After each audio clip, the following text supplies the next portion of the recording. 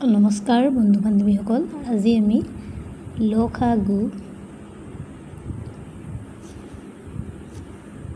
আৰু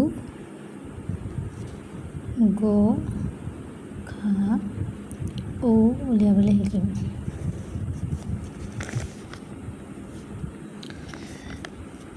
লঘু মানে হৈছে লঘিষ্ঠ সাধাৰণ গুণিতক আৰু গ খা ও মানে হৈছে গৰিষ্ঠ সাধাৰণ উৎপাদক।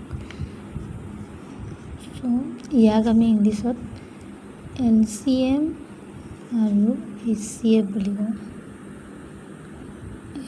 বুলিও কওঁ। ধৰি লওক প্ৰথম আমি 2 আৰু 3ৰ LCM আৰু HCF মানে লঘু আৰু গঘু উলিয়াবলৈ শিকিম। তো আমি প্ৰথম কৰিব লাগিব, চিম্পুলকৈ মই শিকাই দিছোঁ। 2 গুণ 2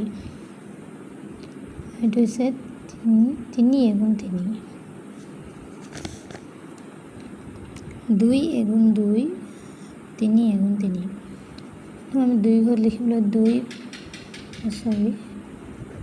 1 পূৰণ 2 আৰু 3 1 পূৰণ 3। এতিয়া আমি চাম যে দুয়োটা উৎপাদকৰ মাজত ইয়াত কমন কি আছে, মানে একে সংখ্যা কি আছে। একে সংখ্যা দেখিছে আপুনি, এই 1 দুটা আছে।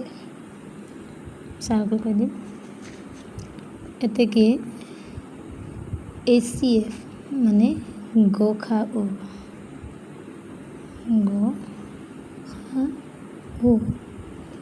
গ খা ও হ'ব 1,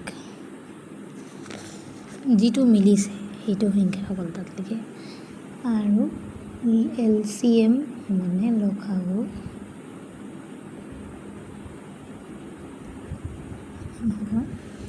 এই যিটো নেকি গ খা ও সেইটো পূৰণ বাকী থকা অংক, ইয়াত যিটো নেকি 2 আৰু 3, এই 2 আৰু 3 ইয়াত আমি লিখি দিম 2 পূৰণ 3। গোটেইকেইটা পূৰণ কৰিলে 6 হ'ব। এতেকে 2 আৰু 3ৰ লঘু আৰু গঘু 1 আৰু 6 হ'ব। ঠিক তেনেকৈ এতিয়া আমি 3 আৰু 6 উলিয়াম। 3 আৰু 6, 3 হ'লে আপুনি গম পাইছে 1 3 গুণ 3, 6 হ'লে হৈ যাব 2 3 গুণ 6। এতিয়া চাব লাগে যে ইয়াত 3 আৰু 6ৰ ঘৰত ইয়াত একে কি দেখি পাইছে, একে আছে 3 আৰু এই 3টো, ঠিক আছে। গতিকে HCF সমান হৈ যাব আপোনাৰ 3 আৰু LCM হ'ব 3 পূৰণ 1 আৰু 2 বাচি গ'ল নহয়, এই 1 আৰু 2 পূৰণ কৰি দিব।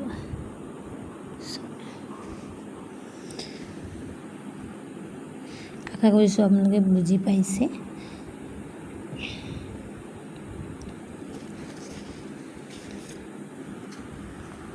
নেক্সট এতিয়া ধৰি লওক কেতিয়াবা এনেকুৱা থাকে 13 আৰু 11 ধৰি লওক,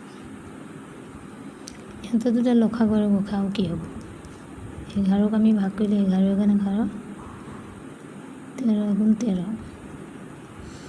ইহঁতৰ দুটাৰ কমন 1, এতেকে মিলিছে, সেইকাৰণে HCF হ'ব মানে গঘু ও হ'ব 1 আৰু LCM লঘু হ'ব 1 পূৰণ 11 পূৰণ 13।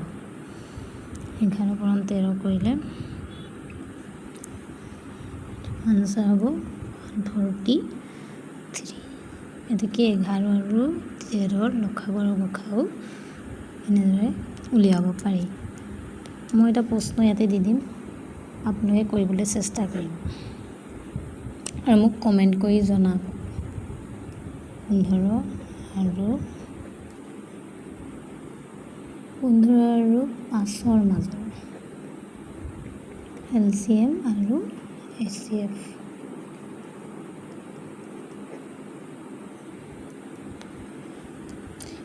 আজিৰ কাৰণে ইমানেই, থেংক ইউ।